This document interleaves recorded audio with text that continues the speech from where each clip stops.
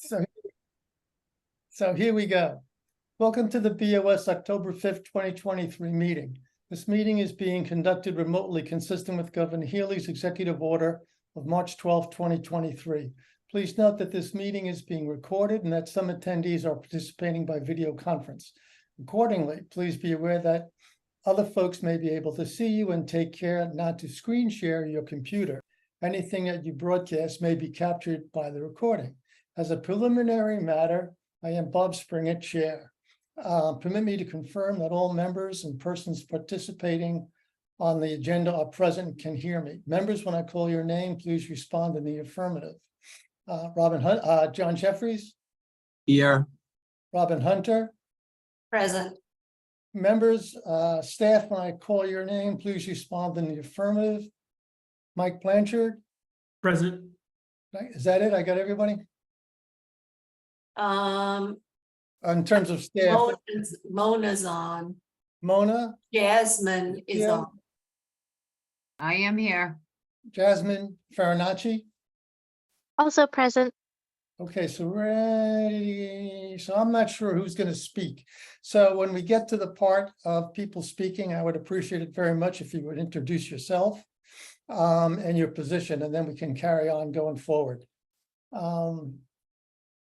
So that being done, let's move to the agenda. Citizen comments? Hearing none, I'm going to move on to item 1.1. Public hearing on petition petition for joint identical pole locations located at 4 Springdale Avenue. So Mike, I think, is that going to be you introducing that? So I can. This is my first public hearing with you, this board. Do you generally read the public hearing notice for the record? No. I can, no? Okay. Easy enough. So I believe we have a Verizon rep who certainly can speak as soon as I'm done, but this request comes at the request of the Community Center Building Committee. The proposed location for a driveway for the community center has a telephone pole, not quite in the middle of it, but Is that over by Doug? Is that over by Doug? That's on Reading Road? No, it's in the sorry, front. John, go ahead. Yeah, it's on Springdale. Okay, And so we have requested that the pole be moved 10 feet so that it's no longer in the proposed driveway. So it's pretty. That's an emergency exit, is it not? It's going to be the main exit. It's the emergency exit now, and it's technically right on the property line of Jack Donahue's building and the driveway of the community center. And Yeah, but I thought the egress and ingress to the community center was off Whiting. Next to Doug, there's a big parking lot back there. Right. And planning board approved that location, I thought, for the parking, so I don't know. My understanding of the project was this was always going to be the emergency exit. I can't confirm that right now. I can find out. The information I have in front of me doesn't confirm or deny that, but I can find out. Mike, all you have to do is look at the photo across the street from your office. What Bob is saying is that I'll be right back. the main entrance is behind Doug's. The main entrance and exit is behind Doug's on Whiting. All the traffic is going to be circled through Whiting.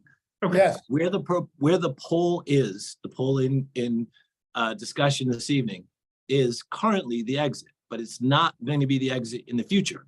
Understood. it's really not, it was really never intended as the exit. It was always intended as an emergency exit for emergency vehicles. But they still need to move the pole.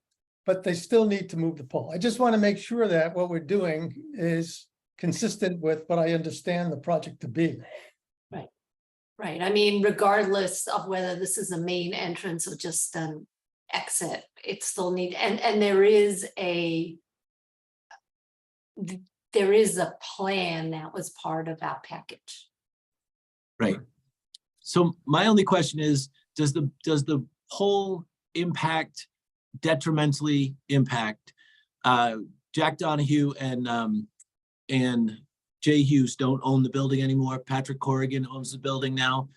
Is it going to be detrimental to them in any way, Russ or Mike?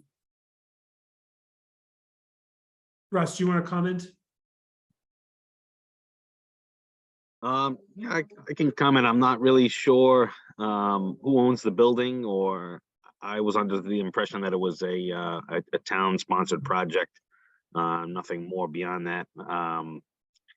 I know that you guys were looking for the pole to be moved. It started as a Eversource request, and that's about the extent of my knowledge of the project. I don't know specifics if this is going to be an entry or an exit, unfortunately. So Ross, it looks like it's moving.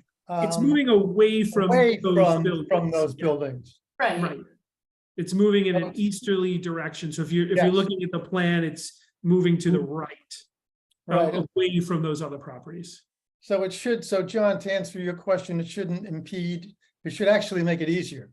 It's moving away from Jack's former office. I don't know if he's still there. Yep. If you look at the attachment, That's right. that shouldn't be an issue then. Okay. John, any other questions? Nope. Do I have a motion here? I move to approve the relocation of one jointly owned pole and associated anchor numbered T.53/E.53 to a point on the southerly side of Springdale Ave, 10 feet easterly of its existing location, said pole to be adjacent to 4 Springdale Ave. Seconded. I beat you. All in favor, I, Bob Springett. I, John Jeffries. I, Robin Hunter. Thank you, guys. Okay. Thank you very much for your time. Yep, thank you. So item 1.2. Approved change of hours for Dover Water Company. So I believe the applicant is here if they want to turn on their camera, but just to introduce the item, Dover Wine Company is requesting of change of operating hours to increase their hours. As the board is probably aware, there's a two-step process. The approval first is made here at the local level by you, and then should you approve it, it then goes to the state, who will issue a change of license for this establishment. The hours are listed in the memo, but I think Nirav is here. You're on mute, Nirav, if you want to come off mute and introduce yourself and just explain the change. Hi everyone, this is Nirav here. I'm the in charge of the Dover Wine Company as well as the Dover market going forward. So the situation is, according to the town people, they need the more hours. So we used to open 10 to 7, but official hours registered with the town is 9 to 9. But we just, for the safer side, I want, according to the ABCC, the store hours will be 8 to 10 or 8 to 11. Eventually, we're gonna close at 8 o'clock, but just for the safer side, because sometimes we do deliver some needy people of the town. So, we just want to be delivered stuff within that opening time frame, according to the ABCC law. And Nirav, this is for wine only. It has nothing to do with groceries in the Dover market. No, So this- grocery doesn't need any the limitation or changes, because that's non-controlled product. But this liquor always controlled by the ABCC. So whatever we make. For some of us, the food should be a controlled product. But... Yeah, but there is no time. Oh, it was just a joke. Obviously not a good one. I mean, this just seems late for a Sunday night. What's the safety valve here? I mean, it sounds like there's a contingency, like he doesn't plan to be open till 10 o'clock. He plans to be open to 8 o'clock. but for some reason, we think it should be 10 or, why are we Yeah, doing so this? for example, like if it's a Christmas Eve or Thanksgiving Eve, we generally prefer to open late because people come. But for those few days, we can't have the special hours. So I'm trying to push hours as much as possible late. But we gonna close at 8 o'clock. But for example, if I want to deliver somebody after I'm closing the store, if my official hour is 9 or 10, I can easily deliver. But if it's not, then it's hurdle for me. So for the odd customer, you want to facilitate providing service, yes? Yes, Right, I mean, we do provide the delivery. It's very few customers, they prefer the delivery, but just for the safer side. Okay. Right, so I think the request is twofold. One, on the major holidays such as Christmas Eve and Thanksgiving Eve, they want the ability on New Year's Eve to stay open later to accommodate the request of customers running around. And then they also want the ability to be able to deliver once the store closes to customers, and they can't do that if we haven't given them permission to operate as a business. for How each big do you think the now. elf market is for Christmas Eve? Oh, it's a big day for us. Big, I know Christmas Day is, but I mean specifically, Santa Claus and the reindeers, they're gonna come by. Yeah, in my house, it's Mrs. Claus who likes to get things from the market and make sure everything is ready. So Well, food's not, Cindy. it's just talking wine and presumably alcohol. Currently, but this I hope will be able to translate into the market when the market is back up and the market is completely the market. But for right now, this is it's just the wine shop. Does Has this been broadcast in any ways? Anybody get any feedback from the community? So No. this change doesn't require a public hearing. So there's no like a butter notification required or anything like that. This is just a request that goes directly to the board. I don't think there are any abutters over there by the No, road. there aren't, but this is a request from a business owner in town to try and help them.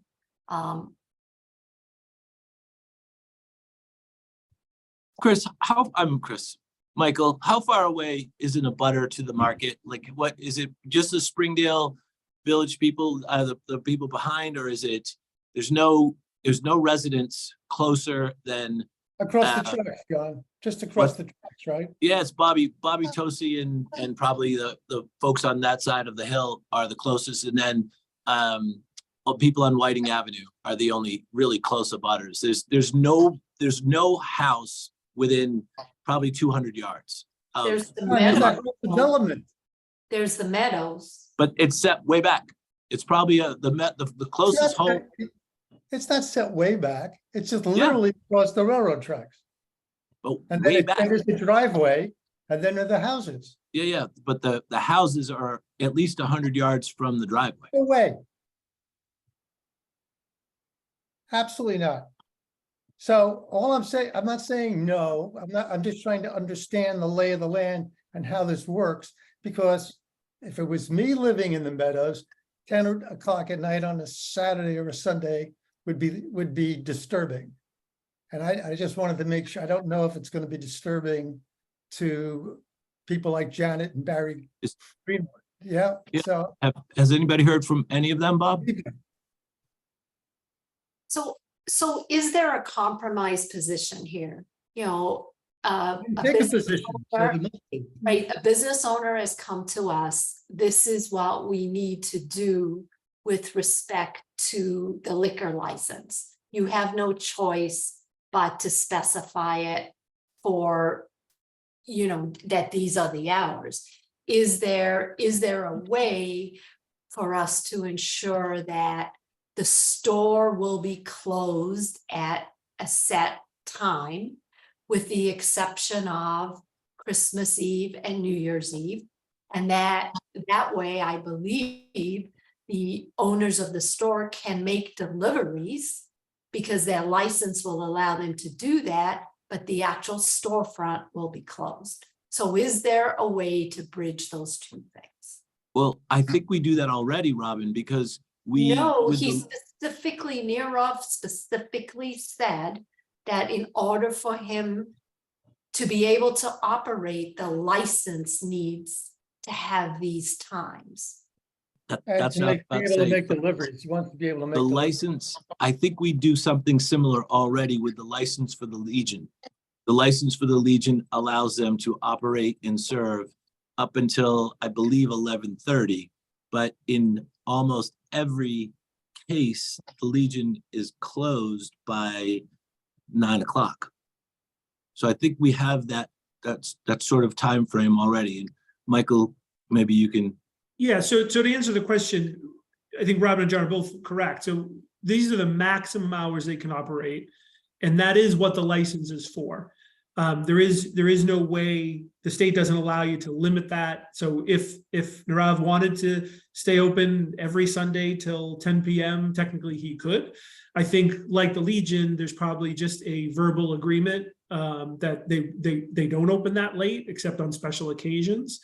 So I guess I'm hearing that from Nirav, and if the board's comfortable with that, understanding that these would only be on special occasions like Christmas, New Year's, I don't know, maybe Super Bowl Sunday, things like that, where there's a demand. But if there is complaints, if there are complaints, you could always bring your licensee in and revisit this. That would be an option for you as well. I'll be So- good with that. You know what? I believe that we set hours for Dunkin' Donuts as a business, like the hours of operation. So maybe, maybe we could do exactly what I was proposing. Approve the license, but have special hours of Exemption. operation. So can we postpone this till next time and do a little bit more research, talk to some people? Well, when do you want to open?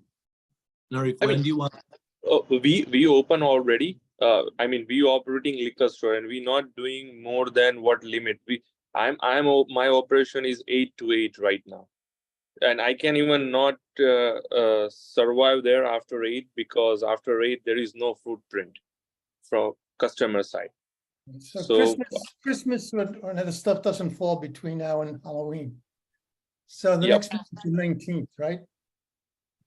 Correct. I'm uncomfortable with as little research as actually done on this. And I'm really uncomfortable with neighbor impact who don't know about this. And the Legion sits by itself in an empty space near the highway department that we've heard so much about from some of our board members. So, So you Is that- certainly could continue the public hearing till the 19th, but just to be clear, there was no neighbor outreach, but because it wasn't required for this sort of change. If there's a change of footprint, a change of, they're expanding, then there are butter notification requirements. In this case, there were not. We certainly could, even though it's not required. But that's why there was no outreach to date.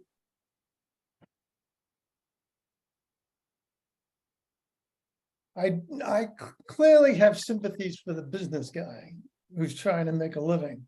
But I would certainly also like to sort of square the circle and not raise a hornet's nest, because we have a lot of hornet's nests coming around our through the townhouse with a variety of different issues. This seems like one more issue that will raise the hackles, potentially raise the hackles of residents, because I would assume it's a relatively disruptive change, not the delivery, the opening of the store. And so if the other two board members feel comfortable, that's one thing.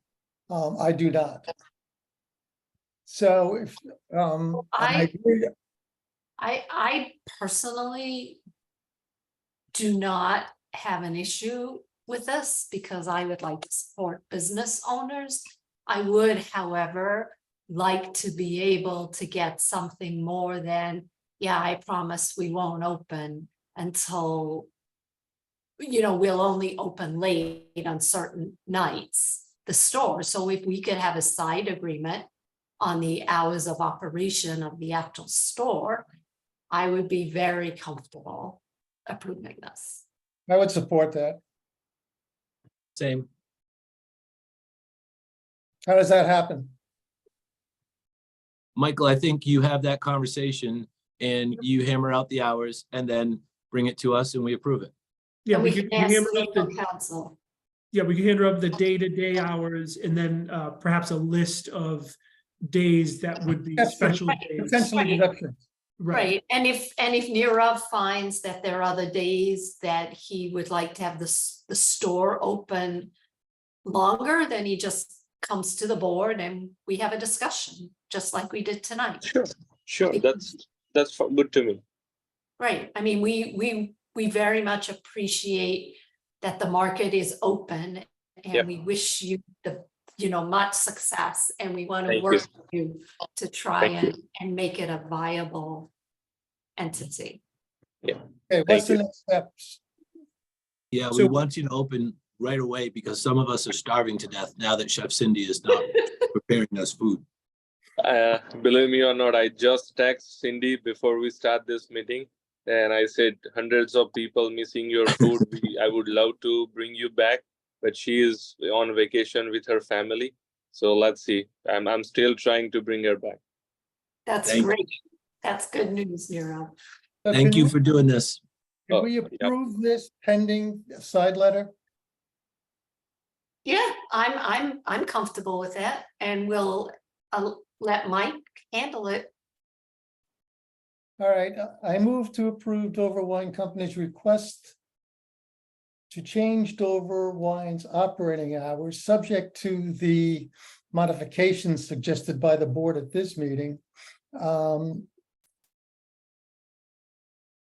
To be Complete to to be right. completed by the town administrator. negotiation to be completed by the town administrator. Right. So from 8 AM to 10 PM Monday, Saturday, and 10 AM to 6 PM to 10 AM to 10 PM on Sunday, pending the negotiation. For Massachusetts law, the Board of Selectmen, as a local licensing authority, is required to approve a change in operating hour. Oh, that's the summary. I move to approve Dover Wine Company's request to change Dover Wine's operating hours to 8 AM to 10 PM, subject to the amendments discussed tonight, Monday through Saturday, and 10 AM to 10 PM on Sunday. Do I have a second? Did I make any sense? Second. Yes, All you right. did. All in favor of Bob Springett? John Jeffries. Robin Hunter. Thank you. Thank you, Nirav. Thank you, everyone. Thank you. Nirav, thank you. See you soon. Sure. Thank you. So the chairs of the towns, boards, committees, commissions have requested that the Board of Selectmen appoint or reappoint individuals to their boards, committees, and commissions. Additionally, staff members whose terms have expired will be appointed or reappointed to their respective properties. Executive positions. I got this stuff on way too low in terms of text size. Well, I gotta put glasses. Bob, you should see how big my stuff is. Yeah, It's embarrassing. okay. Jesus.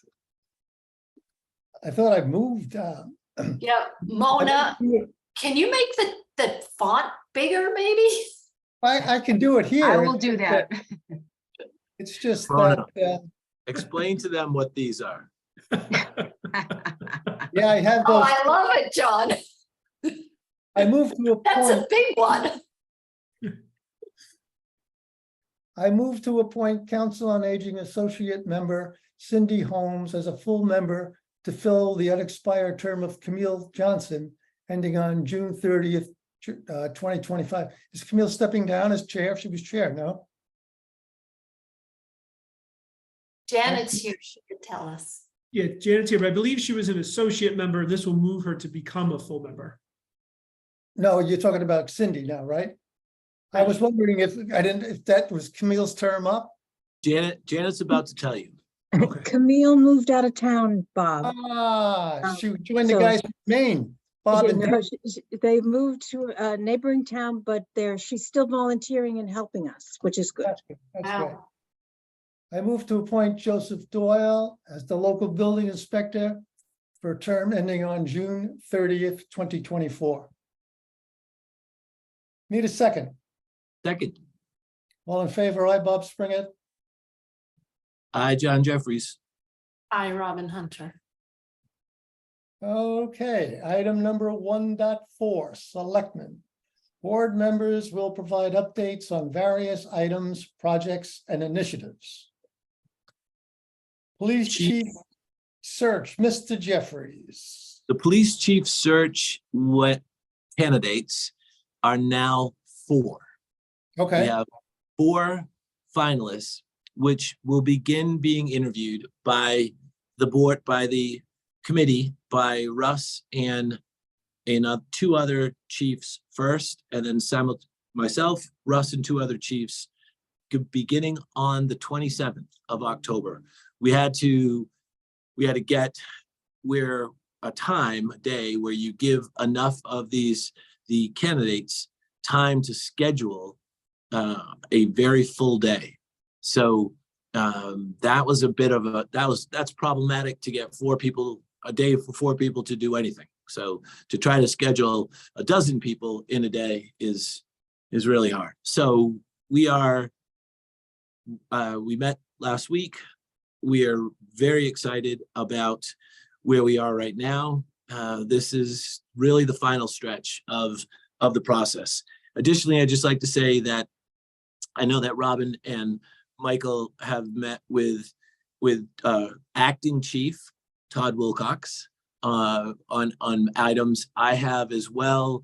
I've been really keeping him informed, keeping the members of the department informed, because not only are they short-handed as Todd is doing the chief's job and his old job, but as we're about to find out in our next segment, we're down officers and in desperate need of solutions. So John, I thought I read 3, they're down 3 officers, is that right? that's correct.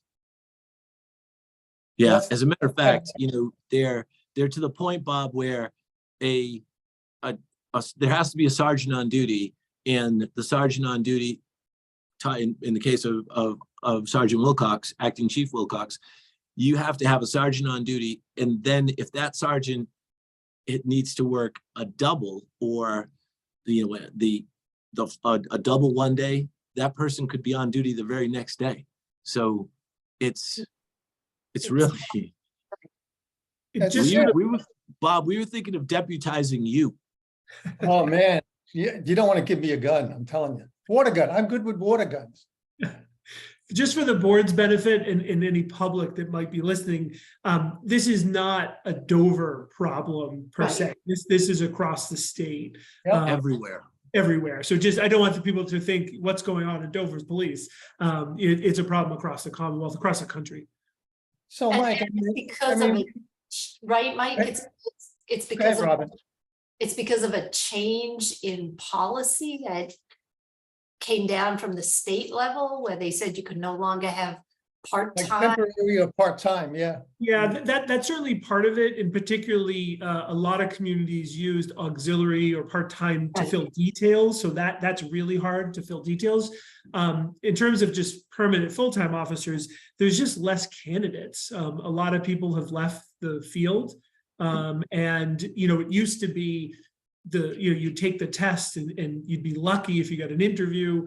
Now there's just not as many people who are going through the process to become a police officer. Is there There are an several aspects. One at a time, guys, one at a time, John. Go ahead, Robin. I wanted to know if there were age restrictions, because maybe this could be a retirement thing for me. We know there's no age restrictions. We would like you to be the administrative person for the town and the dispatch person from midnight to 7. I think that would be perfect for you. Yeah, It's another hobby. I'm a morning, I'm not a night, I'm a morning person, so it Oh, would that'd be be, problematic. I can't So- stay up. There's several things, but structurally, there are two things. There's the blowback, there's the pushback of many, many members of police forces across the country quitting as a result of changes in just the social environment that took place a few years ago with radical protests against police. And so that has been definitely an impact to the policing across the country. That's Yeah, that number, happened in that, the 60s too, John. I'm sorry? That happened in the 60s as well. But we Yeah, see, you're right. It did. Are we- So that's part of it. Then in the Commonwealth of Massachusetts, Robin, we used to be able to hire somebody and then pay for that person to go to the policing academy.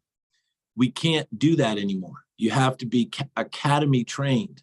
And so that's a big, big problem. When that was implemented, it really put a lot of small departments in a bind. I think we have a very creative solution that we're going to address later on in this meeting that will really help both the people who want to become officers in towns who desperately need candidates. Okay. Michael, would you add anything to that? No, I think you're right. okay, But thank you Anything for else? reminding everybody of that fact. It's, that it's not just us, it's all towns. No, it's everybody. So that, Bob, that's it for me. Robin, why don't you bring us up to date on your latest? All right, so I got a really good positive response from the housing task force. The ZBA asked that we look into whether or not they could actually participate in the task force. So Mike was going to reach out to town council. The mission for this task force is really to design a process that we would go through when we get some of these applications in, and not in any way influence the decision. But the ZBA wanted us to double check, so we'll do that. But other than that, what we have is a staff member, as well as a committee member from planning board, Concom. We have the building inspector, Board of Health. And those are going to be the initial committees that get together. And I hope to schedule a meeting for the week after next. I'm going to have Mona help me. And at that meeting, we are going to pull together or finalize our mission and put together a timeline for putting a process in place, with a goal of getting the process done within 30 days. So outlined and done. And I don't know whether we're fortunate or unfortunate to be able to use one of the applications that we're going through the process right now as a way for us to put together this process that we will follow in the future. Once we have that done, phase 2 for this committee, and at that point we will get additional input and even go out to citizens, is to do a review of all of our bylaws, our master plans, and put together, look at what's in place today, see what we could put in place with respect to different kinds of zoning that may be more appealing for large parcels of land, and work to put together a housing philosophy that also may require approval of some changes in bylaws by town meeting. So it's very exciting. That sounds like, It will evolve over time once we figure out what we should have addressed that we didn't address. all right, so you're mixing tactics with strategy, right? Right. And so are you gonna- That's the general idea, but the first item of business and the most important item of business is to define a process. So when an application comes in, and this is the whole premise behind this task force, that when an application comes in, you know exactly what committees and what staff members within the town need to be made aware that this application has come in, and we'll all know what we need to do, and everybody will have the same information available to them. And that's the most important thing. Right, but there is a process, right? There currently is a process. It's a No, matter not- of reading it together. Not really, because we've had so few of these, there's nothing documented, and they've been so far apart. So things have happened, but they've never been documented. Staff has changed, committee members have changed. So that's why there has been a process, whether it's been standardized or consistent, we can't tell you. So that's what we're trying to do, is Okay, put but together. Robin, from the state point of view, a 40B has a process. Yes, Right, but the 40B does, but within the town, we need, when the 40B has a process, but within the town, there are things that we need to do as well. And that's where we've fallen short. Yeah, Not no, to mention- I agree. So there is a 40B law. It has certain things that we need to do. We as a diversified, distributed government have a hard time pulling things together when they go across the silos. What you're trying to do is create a process that goes across the silos so that everyone has the same information, everybody's on the same page, everybody understands what's going on. Right, and that's an To give you internal more process. cohesiveness to our response, yes? Right, so what we're doing is defining an internal process to address applications. All right, and then you got to deal with the MBTA. Right, but it's all part, we need to look at what we have today in place. Right. And the issue we have is this task force is designed to eliminate the silos. So when the hearing goes to the ZBA has all the information that the planning board has. They know their input, they know, Concom's input, they know everything. God love them if they know everything. Right. Everybody has the same information. Right, so we got a letter today from a resident on Tillsdale who's been in town for 30 years. Is dismayed by, I guess it's Red Robin's brother, Green Robin. Yeah. I'm assuming that this kind of coordination, assuming it doesn't step on too many toes, would be effective in at least presenting a unified town position in these situations. Right, but again, we need each of these committees to look at it and put together a comprehensive document. And I believe, Mike, you went to the resident meeting today, right? Yes, I had a meeting with Tisdale? the Right. Tisdale Association, Condo Association, yes. and Mike, And- you're gonna give us a report on that later in your Your second. update. Yep. Okay, Again, just like, our hands are somewhat constrained, but putting our best foot forward should be a good step in the right direction. The state has, clearly there's an interest to develop housing.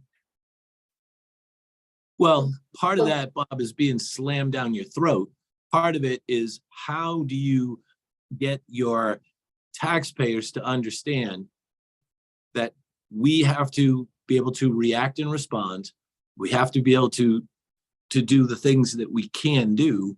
And with regards to the new MBTA housing initiative and those things that are in front of us, we have to coordinate that with our 40B applicants who want to do what, as Michael just described, make red robin, green robin, and then blue robin. You know, if there's another robin, there's going to be other robins. So you go from 40 houses to 70 houses in 3 acres or 4 acres. Blink of It's an a, eye.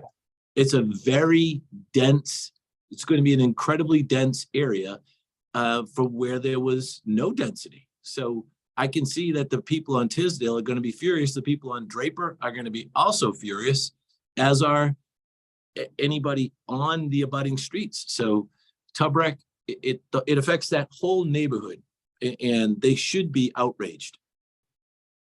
And, you know, part of the mission of this task force is education, and education of the members on the committee, and education of the citizens at large as well. And one of the things that we have found, even as we've been going through the process with the 3 applications that we have in place, is the quality of responses to some of these housing applications by our neighboring towns versus what Dover in the past has pulled together, really demonstrates that we don't have the type of professionalism that other towns do.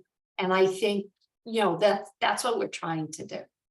And part of the process is how the response is put together and who should review it, just so that we come across as being responsible and somewhat engaged in the process.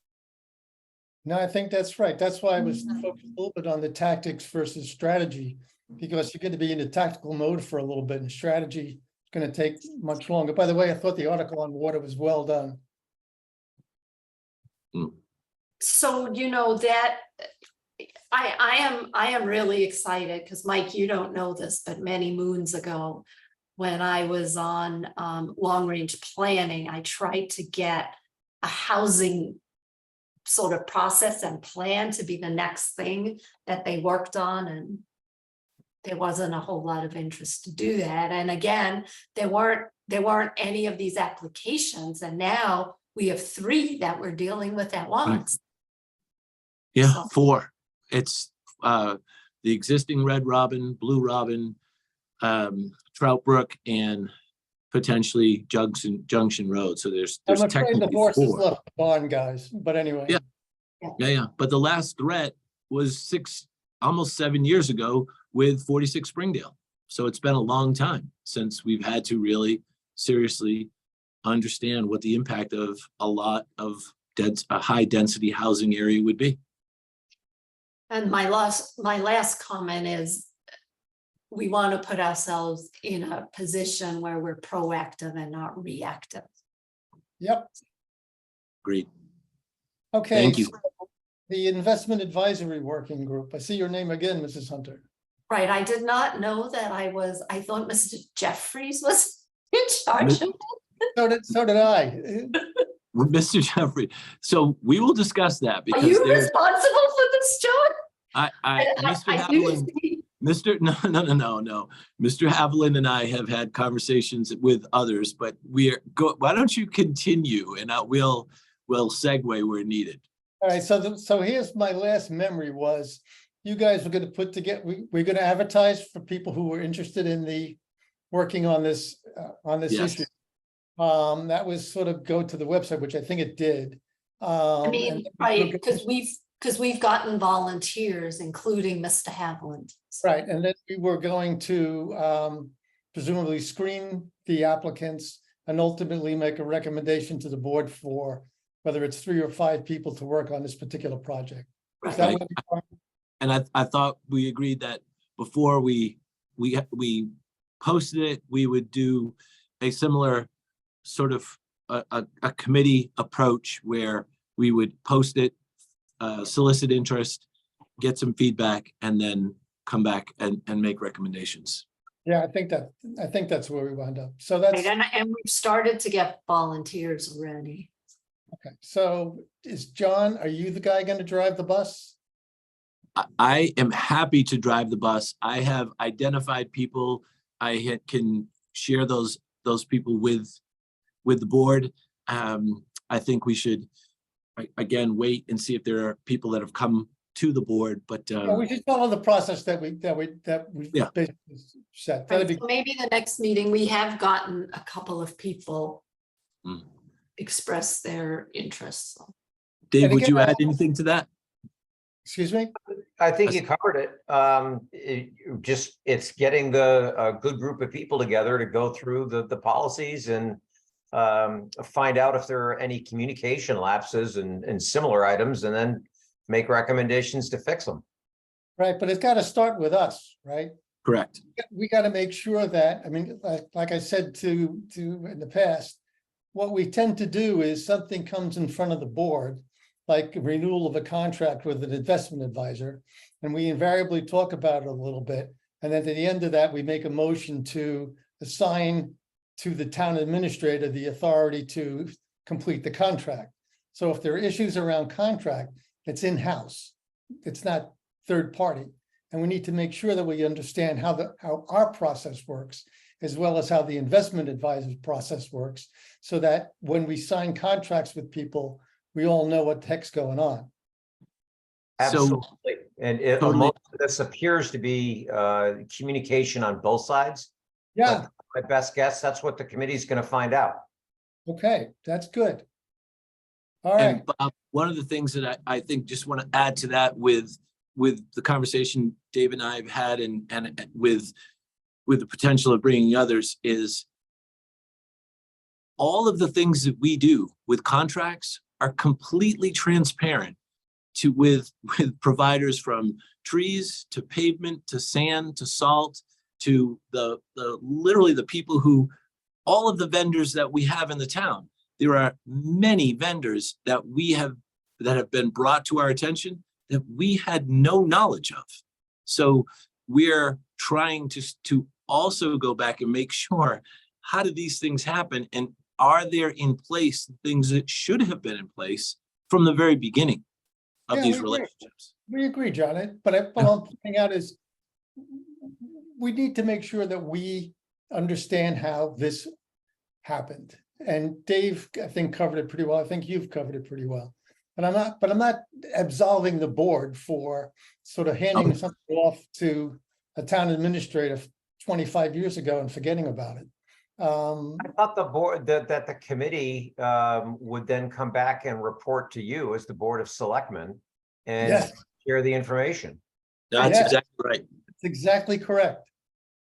Yes, sir. So that's good. Okay.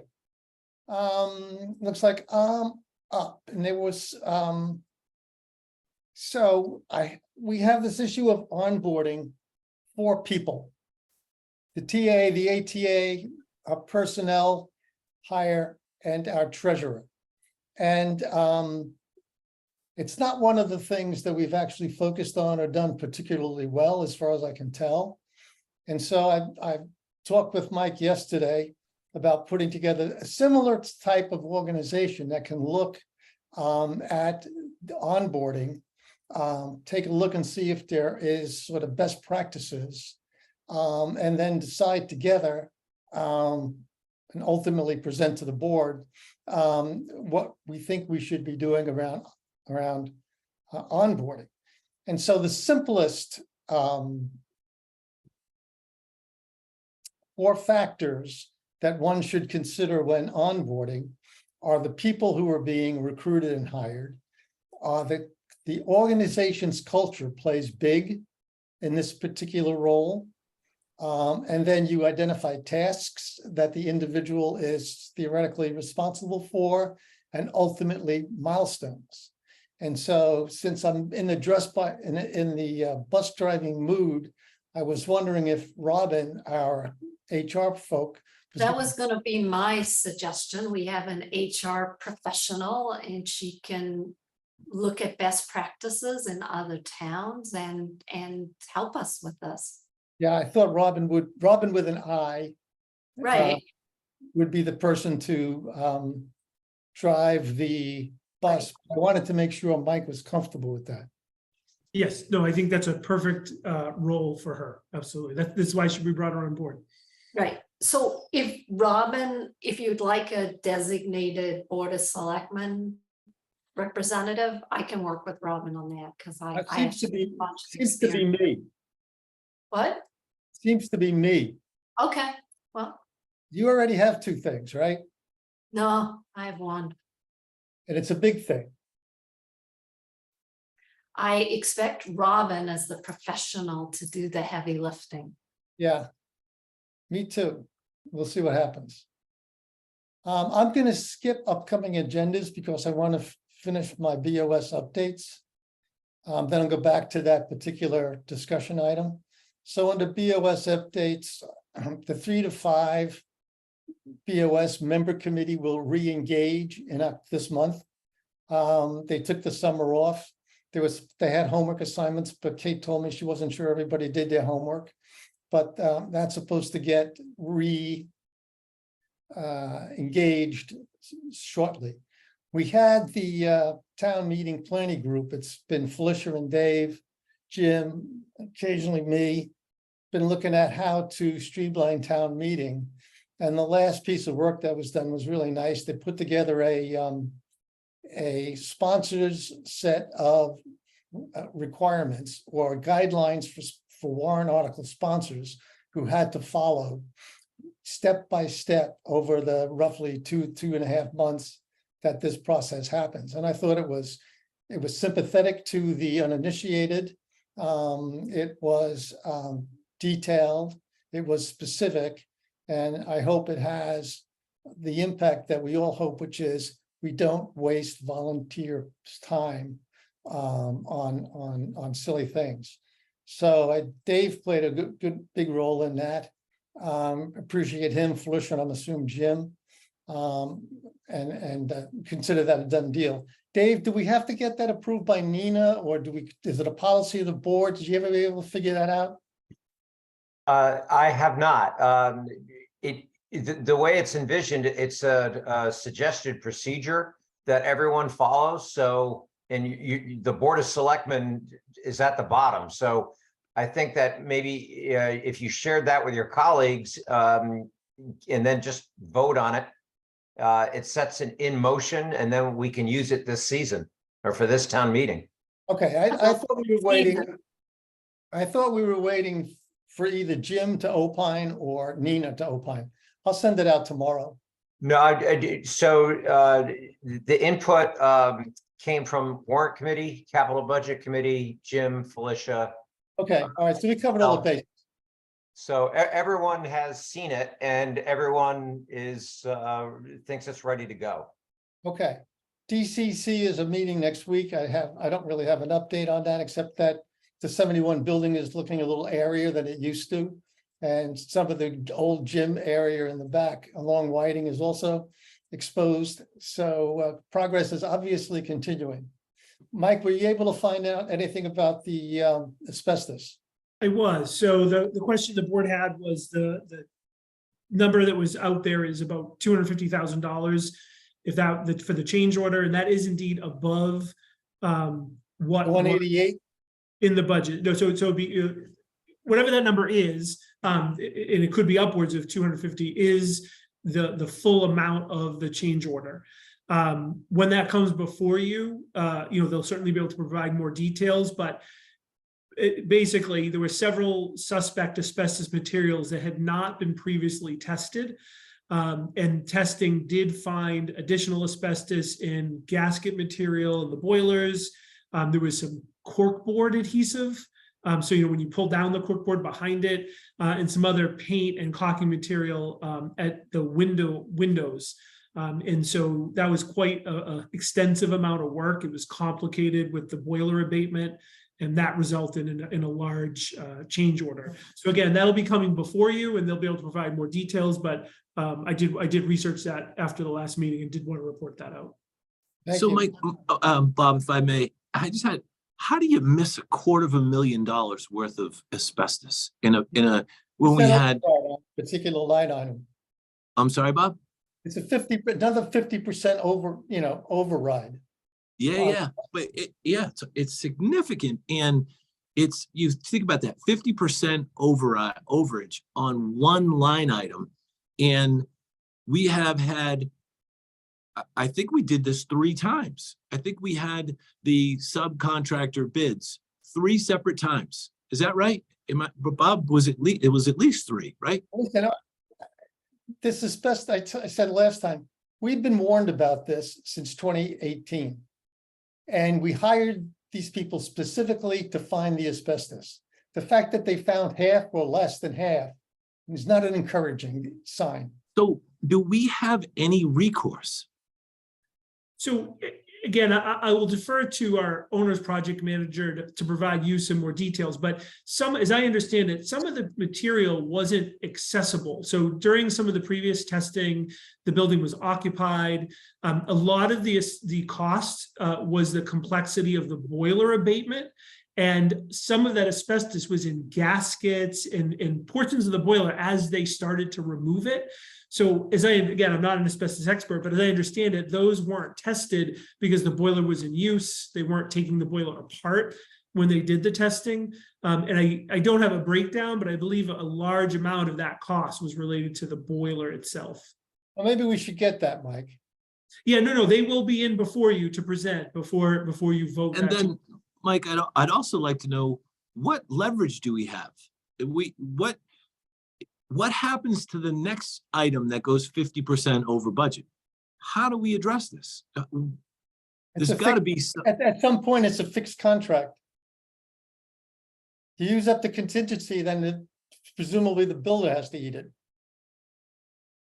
Right. Is that true? It's a really good question. I mean, that is, Bob, you're right. That is the purpose of the contingency, because there is unforeseen things, and this would fall under that. But it is a very valid question, and when they're before you, we will flesh that out. Okay.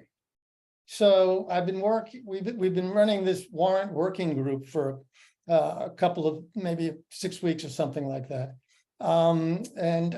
They're from a organizational point of view, I think Cam's done a nice job. It's pretty well organized. There were 4 threads of work that were looked at. One was a timeline, which trying to sync the timeline between the various groups. There was content that we asked our communications consultant to take a look at to see if there were improvements that could be made. There was discussion around outreach initiatives, which included being a little bit more visible on the town website. And then ultimately roles and responsibilities, which really haven't gotten there yet. The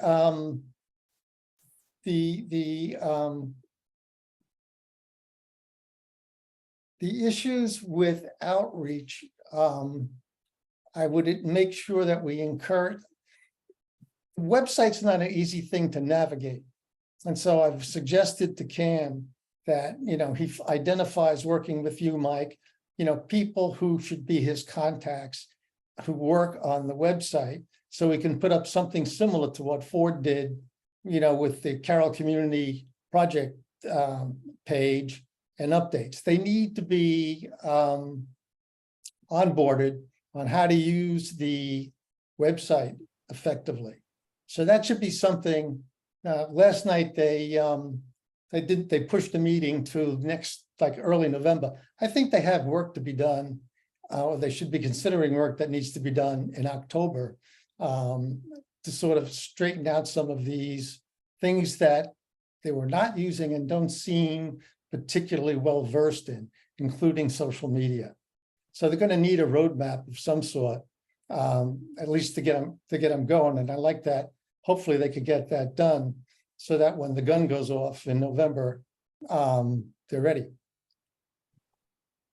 The other thing that is incredibly worrying to me is this idea of level service.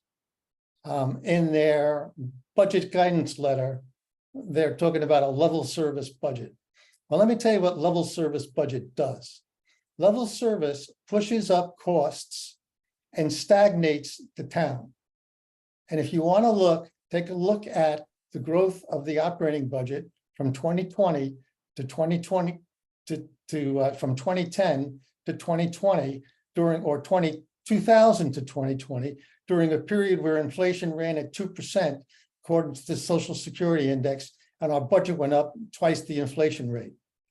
So whenever you level service, what's going to go up is your COLA is going to push salaries up. It's going to push teacher salaries up because they have huge step and lane increases, and you're going to wind up paying for more. We changed how we plan in 2018 when we moved from a budget green eye shade motive to a here's the investments we need to make to eliminate 20 years of stagnation. And so what I don't know, and what I think is really important, is how we know we have to make investments. We have to make investments in people. Fortunately, we have open recs like the ATA and the NPM and a business analyst that have been empty for a year. So that'll cover some of the financial gaps. And we also know that planning needs to extend beyond 1 year. So in 2024 coming up, we have a focus on the website. If you look at what people have told us, we also are going to need, as you get into the next year, 2025, people want digital processing, they want document management, they want permitting. So going into 2025, we're going to be, since we haven't done anything on technology, and it will be a year and a half, almost 2 years, there's going to be substantial more investment that's going to need to be made. And investment and level service doesn't work. And so as we get in, I think it's really important to recognize that one of the biggest drivers in the budget were some of the changes that were made by the Commonwealth of Massachusetts with respect to how special education is funded. So special education is the driver, but anyway, it's one of them. It was a huge driver, Bob. It was the biggest driver in the school budgets because they pushed down. Are you talking net or are you talking gross? I'm talking gross. It was a big driver in the school budgets. You know, the schools increases in salaries have been on par with inflation. You know, overall, because what the schools did is they found more efficient ways to deliver services so that they could keep the budgets where they were. But also the cost of insurance, which we have zero control over. The cost of insurance has gone up astronomically. So there are a couple of huge drivers that were part of what was driving our overall budget during this time period. So maybe the Warren Committee, with their financial forecasting and analytical responsibilities, ought to be telling people that. By the way, we went from when you and I first started to lock horns, the reimbursement rate on SPED was under 50%. Now I'm assuming that the reimbursement rate on SPED, because we had the choice of funding net or funding gross. So I'd really like a much deeper dive into what's driving the budget, because it feels to me a lot more like the 70s. We underinvest in town operations. We underinvest in people. We don't have enough people to do the work that's necessary. We know that volunteers are being sort of really, we need to move to professional staff. That's going to be a real change, and that needs to be dealt with above board and directly to make sure that as a financial institute, our finances, just like the investment accounts, our finances are solid. And we understand what's driving what. I'm not sure that you may know that because of your background. I don't know that. But to me, that's a real area where there could be significant conflict. And I don't want to go back to those days. We need to be working together for the benefit of the town and understanding the implications or the outcomes of actions we have taken. So we'll see where that, I'm gonna push on that to make sure we understand. I don't want to get caught short. 70s were not a good time. So that covers the areas I wanted to cover. Mike, I'm still looking for that staffing projection, what we think we're going to need to do the work of the town this year and next year. And we can go on to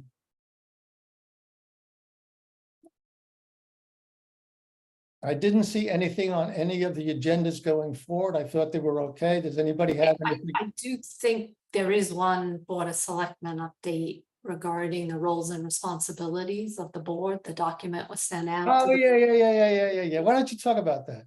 So we got some, I thought they were very thoughtful comments from the planning board.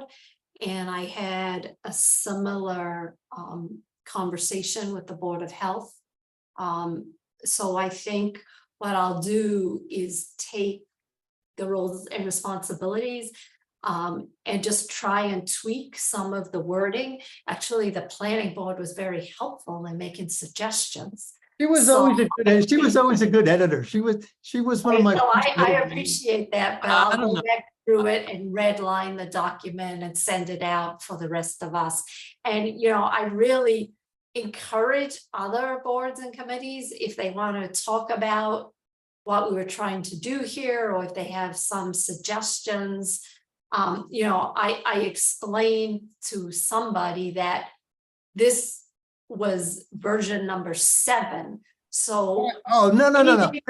It was 9. 9, so I said, don't feel bad about changing a few words, because we all changed a lot of words, so. Oh, there'll be lots of changes to the changes that have been made, I'm sure, and So revision to the revisions. I will take that, but it seems as though everybody had the same. I think we're all on the same page. It's just when you start putting things in words, it's Yeah. sometimes when people read it, the intent changes. So let me try and fix that, and I'll send it out to everybody. I'll do it this weekend.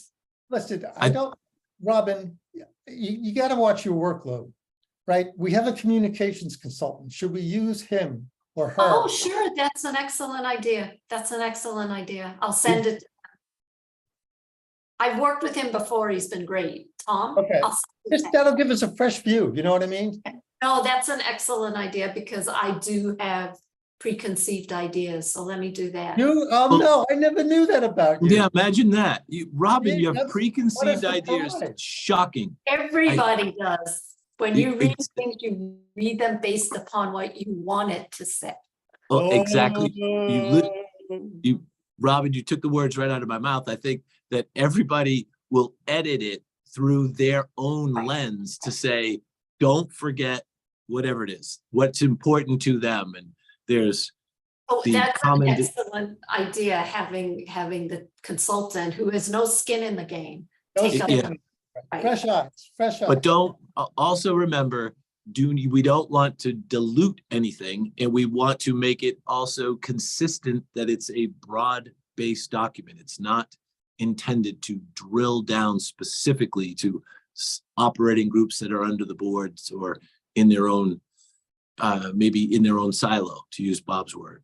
So it's the Board of Yeah, Selectmen's. so it's a general document. It's a broad summary document. Yeah. And it's supposed to be in English, that's what we were trying to do, right? And Really? make it so that if somebody, well, not illegally, so that if somebody said, well, what did the Board of Selectmen actually do? They could go under the Board of Selectmen and see this hopefully easy to read summary of what we do. All right, so Robin, I know your experience with the warrant committee goes back to, I think it was 1942. Correct. Correct. I was wondering, so I always thought the Blue Book, they had some really nice financial metrics in there. I didn't think the presentation was wonderful. And I also thought that they spent too much time looking backward and not enough time looking forward. So I was thinking about how we could get value out of all that data that Peter's been working with. since 1937. And so I would think key financial metrics that do things like highlight drivers would be of interest. I don't know if you've done that, did that in the past. And then the other things, I don't, who reviews independent boards and committees?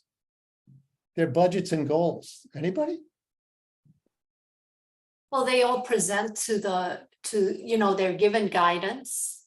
They go through, well, the planning board has the master plan. Yeah, I'm thinking out loud here.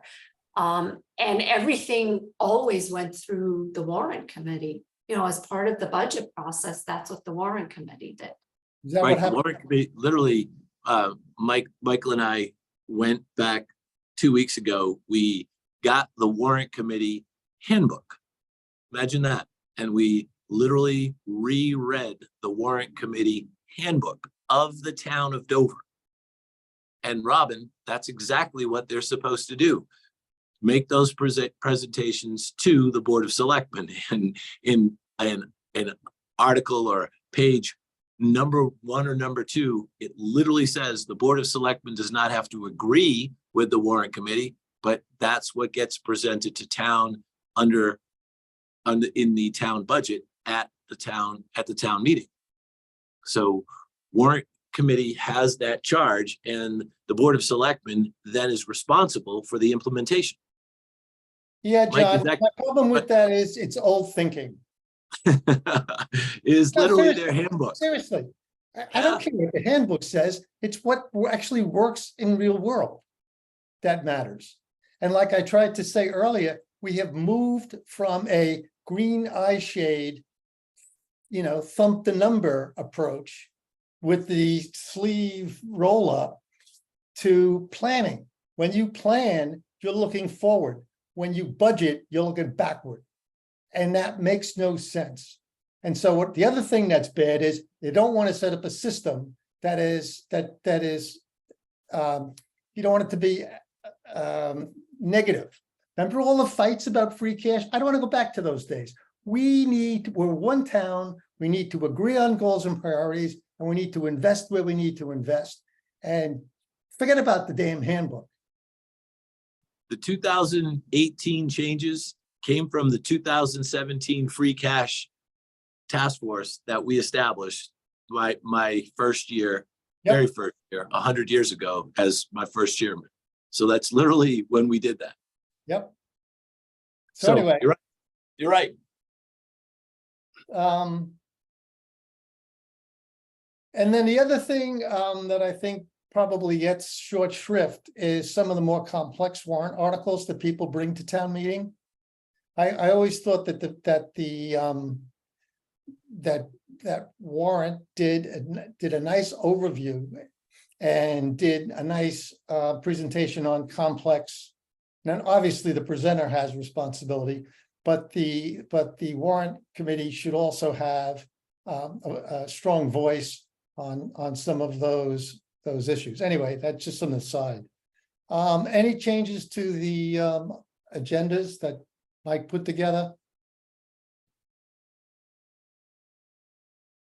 Hearing none, I'll move on to 1.5, town administrator updates. Thank you. So we just met last week, so I don't have a lot of substantial updates on the kind of overall projects and goals and priorities. I did want to note a few things. One, I had the opportunity to have breakfast with Representative Garlick last week, which was nice to get to meet her. And I'll be also— Finally, you were able to get your calendars coordinated. We were able to do that, and I'm working now with Senator Roush to do that as well. with Where'd her. you have breakfast? I want to know. Where'd you have breakfast? Needham or Dover? It was Needham. Yeah. Was either that or Dunkin' Donuts here, right? That's it. So, and yeah, so I'll be meeting with our senator as well, which is great. I continue to meet with board and committee chairs. It was a little tough when I first started because a lot of people wait for the summer. But now that September and October are here, this week I've met with Bonnie Akins, the chair of the assessors, and Erin Rodat Savla, the chair of the library trustees, which was 2 great meetings and introductions. I won't talk more, but Robin already covered, she and I met about the housing task force, and Bob and I met about the onboarding process. So that's great. And then lastly, as was alluded to before, and Robin and John mentioned, I met with some neighbors on Tisdale regarding the 40B that's been proposed. I think it was a really positive meeting. And I think the work of the task force can be really important because there is a lot of confusion in the community about what a 40B is, what it means, what the process is, how residents get involved. I think there's some frustration that people know this is coming, but there isn't a public forum yet for them, but helping them understand that there will be and what that process looks like. So it was a very positive meeting. We shared a lot of good information, shared contact information. So we'll continue to talk with them and meet with them as we move forward. As the board knows, we sent out a letter to our departments, applicable land use departments and staff. So comments regarding that 40B are due to this office later in October. And then we'll work with town council, as Robin mentioned, to try to emulate what has been successful in other communities, which is putting together a real comprehensive package to deliver to mass housing of our concerns, or suggestions for these projects. As Robin said in the past, oftentimes we would collate all of the opinions from the different boards and committees and just kind of send them in. And while it was there, the presentation wasn't what I think it needed to be. So I think we'll look to do that. It's kind of difficult because we're trying to start a new process for this while also identifying the process. So we'll try to weave that together as much as possible, but I'm confident that we will have a very comprehensive and strong response to this Tisdale, or as people are calling it, Red Robin 2, Green Robin, whatever you want to call it. I think there are some real legitimate concerns. I think not the least of which is John mentioned, this is going to be so dense, and the first project isn't even built yet. So we haven't had the opportunity to experience or determine what the true impacts are of that sort of dense project. So to approve another one before we've had the opportunity to experience one just doesn't seem like a smart idea. And that'll be part of our commentary to the state. Even if this is somehow approved later down the line, at least for now, let's put a pause on it until we understand the effects of the first development in that area. So we are hopeful. As Bob said, sometimes your chances don't seem great, but I think it's important to put our best foot forward as we deal with this issue. This is clearly a liability of volunteer government. And so when we're thinking about changing to professional staff, and I talk about hiring qualified professionals to deal with complex issues, this is precisely what we talk about and what we mean, right? The volunteer base, with few exceptions, and the siloed approach just doesn't cut it anymore. And we should clearly think about changing the way we operate the government going forward. This is just coming up all the time, and it's not going to abate. And you're not going to get exceptions because they're going to think you're a rich community trying NIMBY. So the sympathies don't necessarily lie with the town of Dover. And you may be right, but I think there's some long-term, right. There's long-term things to look at, but given our current structure, I think we're trying to find a way to do the best we can to bridge those silos for everyone to be on the same page, so that we present a comprehensive front, a united front with these sort of issues. Sometimes when the boat is sinking, you got to leave. I think, Mike, and we've had the opportunity, you and I, to talk about this in depth earlier this week. And I think this approach is the right approach because it does put forward a much more professional approach to how to deal with this. And I think we checked the box in the past and we're moving forward and improving the process. Robin, can I add one thing to what you said, is the integration with our surrounding towns. We're constantly being put into a position where surrounding towns are doing something that we are maybe late to the party to know about. And I think with Bob's comments of professional management and having a little bit more consistency just because of the things we've had happen to us as a town over the past several years with open positions and transitional positions and filling those positions, we haven't focused on any of those items that are happening to the towns around us. And with this professional management, with this initiative, we're going to have a better chance of doing that. And we've got to do that. We've got to know what Medfield thinks, and we've got to know what Westwood thinks, and Needham and Wellesley and Sherburne. Obviously, we're being impacted by the things that each other are doing. Yeah, the woman's note today talked about the traffic on 109. And Medfield's built, you know, it seems to me like they built 200 million apartments. And when you build apartments, people are going to drive. The idea of a Mass Bay Transit Authority located near a mass transit in a town that doesn't have transportation. I mean, this stuff is nonsense. Well, Bob, Medfield has built probably 200 condos on Route 27. They have Right. 300. They have 375 coming. More. So, you know, so this conversation isn't about what the towns around us are doing well and not doing well. Right. It's about No. the way Dover can improve the way we do things. Correct. And That was my point, Rob. That most- we've got to in here. we've got to be doing it. Right, and I think today, Mike going and listening to the residents, I think first of all, Mike, it gives us everything you said. I would like to address at our task force meeting, because those are the items that we do need to address, and it was very eloquent. And there is a misunderstanding of 40B, and we need to find ways to educate our residents, and at a minimum, let them know when an application comes in, they can go to the town website or go somewhere and see the progress of what's happened to that application, where we stand in the process, what the town has done. I mean, that's all we can do, and work within the framework that's been given to us. So I appreciate, you know, the efforts that have been made in this short time.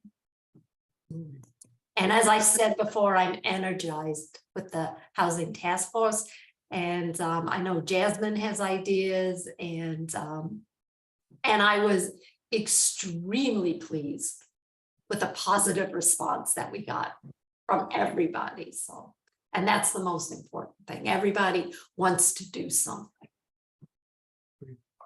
Yeah. Consent Thank- agenda. We're done? Yep. Yes, all set. Consent agenda, approve additional $500 weekly for acting police chief Wilcox. Approve 2023 one-day special liquor licenses for October 5th, November 1st, 30th, December 12th. Approve December 15th, 2022 BOS open session meeting minutes. Seconded.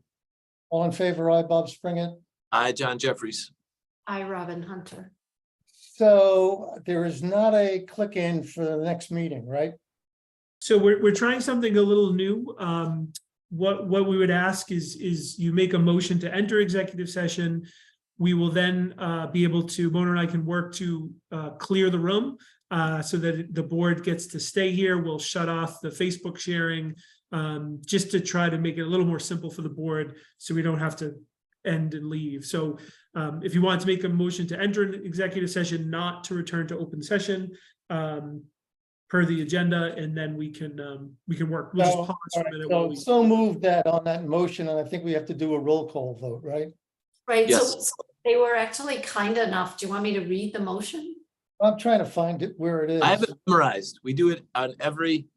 Go ahead, Robin. Yes, please. Okay, Go ahead. so I move that the board enter into executive session, not to return to open session, for the purpose of conducting strategy session in preparation for collective bargaining negotiations with the Dover Police Force. This Further association, further, Mr. Springett as chair declared that open meeting discussion may have a detrimental effect on the negotiating position of the town. And now Mr. Springer will take a roll call vote. So all in favor, John Jeffries, I, John Jeffries. Robin Hunter, I, Robin Hunter. I, Bob Springer. Well, as you were making the motion, everyone dropped off. I think that was probably Mona. No, here, I'm assuming owner is Dover. Mona's the only one left.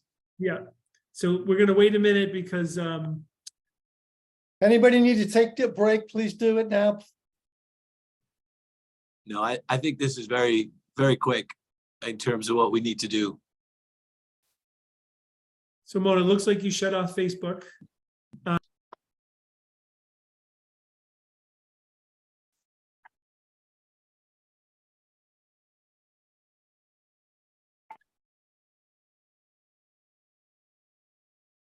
Mike, so I just got the little image that the recording has started, so we could probably start. Sure, so we're good to go. So as John said, I don't think this will be long unless you have some questions. I think my email kind of summed it up, and we talked about it already tonight. You know, the department's in a tough spot like all departments. Chief McGowan and now acting Chief Wilcox talked to the union about trying to be creative about finding a solution to this. So there is a Dover resident, Brett Rowan, I believe is how you pronounce it. Roween, sorry. Roween. Who has applied to become a full police officer. However, Brett missed the most recent academy, so the next academy does not start until next year. So he's a good candidate, but he's not much use of us yet. What the chief and the union have discussed, and I am on board with, and I sent you a sample of a side letter today, is that the police perform the dispatch operations for the community. They are also in desperate need and are getting very tired of forced overtime and things of that nature. They've agreed to allow us to bring on a civilian dispatcher. In this case, it would be Brett, who would be fully trained as a dispatcher and licensed in Massachusetts, to serve on the midnight shift. That would allow a police officer position to be out in the road and not have to be at the desk during that shift. So I'm very much in favor of it. Acting Chief Wilcox is very much in favor of it, and I hope the board would vote to give me permission to enter into that side agreement. The only thing I'll mention is the side letter is a draft. It's going back and forth with some minor edits with our Labor Council and the Police Council. So I would, if you wish to approve it, I would ask that you vote to approve it and allow me to agree to any minor edits between the council so that we don't have to come back to you again. But this would essentially be the agreement. There wouldn't be any significant changes. If there was, I would come back to you. Right. So Robin, Bob, if you would like any other further to drill down, I could tell you about Brett.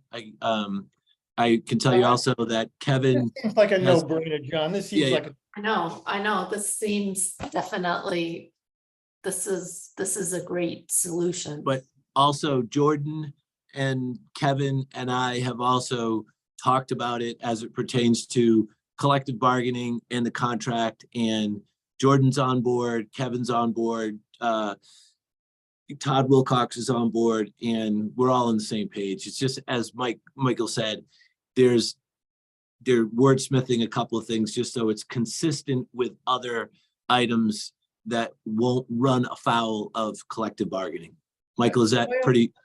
Yep, yeah, absolutely. And just clarifying what the roles will be, and looking to maybe we might include in the side letter or in an attachment the job description and pay scale, just so that everyone's comfortable in its document. We're also going to bring on a young man named Maggio, who is just finished the training. So we're going to have two people where it will still be one person shy, but this is helping, goes to getting us going in the right direction. That's right. Okay, so my concern is with I'd like this to be complete, not pending further changes. And since this is something that's going to take place over the course of a year, why don't you guys finish the negotiations, dot all the i's, cross all the t's, and then come back? Okay. But we would have to, Michael, we would have to get a I believe we would have to get a motion to approve it tonight. And then give you, or say something to the order of giving you the authorization to approve it and subject to it being completed. Bob, is that what you're thinking? No, Bob doesn't want to, he wants it to come back when it's completed. I want it done. You want the actual contract with Brett to be completed? Yep. So Okay. all I would ask then, certainly understand that. I would ask then, would the board be willing to consider a special quick Yes, one? I was gonna suggest that, yeah. No problem. Okay. As then- soon as it's done, Yep, just, right. Yep, we can do a quick one on Zoom and we would just be executive session. We could approve it and then be done. At any time. I mean, pretty much at any time. Yeah, Okay. just lunchtime. We do it at lunch. You could buy me a beer. Okay. Naturally. Appreciate that. Okay, are we done?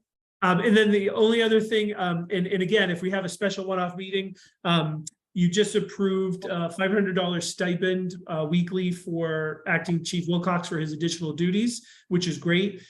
There was some conversation with the union if perhaps that also should be documented in a side letter. So we'll work on that, and perhaps it will be ready the same time we do this, and we'll bring that to you as well if That's perfect. appropriate. Great. Couldn't agree with Mrs. Hunter more. All right, well, thank you for your support on this, and we'll look to schedule something maybe early next week. So maybe we'll look to schedule something, get something on the books tomorrow for early next week. I was Yeah, gonna suggest that because then you have pressure for a deadline. so That's right. And posting requirements, we want to. Right. when's the holiday next week? Is it Friday? Monday. Or is it Monday. Monday? Monday. So the earliest we could do it is, well, we could do it Monday, but it'd probably do it Tuesday, right? We'd Well, have to get- Monday is closed, right? Yeah, so well, we couldn't do supposed it to Monday. Wednesday. Yeah, No, we'd have to, Wednesday. if we posted yesterday, we could, tomorrow, we could do it Wednesday. Okay, good enough. Do I need to make a motion? Do I need a motion to adjourn the executive session? Aye. All in, Aye. how about a motion to, Second, I too, so we're done. okay. Thank you all very much. Well done. Thank you, everyone. Thank you. Thank you, Mona. You're welcome. Good night, everyone. Good Good Good night. night. Are we gonna have a lot of things to sign? I'll send you an email when they're ready. Okay. Will they thank be you. Mona. ready tomorrow Mona, morning? Because I can. I'm not back, Mona. I'm not back Yes. until late Saturday night. Okay. I think you So- should make John come into the office late Saturday night and sign those documents. He has a key. He can open the door and come in. Exactly. That's what everybody wants to do on Saturday nights. Saturday nights, of course. What else is there to do, right? Exactly. We're in Dover. You can go to the, wine store. Not yet. Thank you all. I thought the meeting was, it was fun. There was informative bits. People were civil, which is always a nice model to follow. Very much appreciate that. Thank you. Have a Well good night. done. Enjoy your Good dinner. night, everyone. Thank All right, you. Mona, I'll be by. Right. All What right, time thank do you you. guys get in? Oh, we'll be there about 8:15, 8:30. All right, Yes. I will stop by. Okay, Thank you. good night, All everyone. righty. Good night. Good night.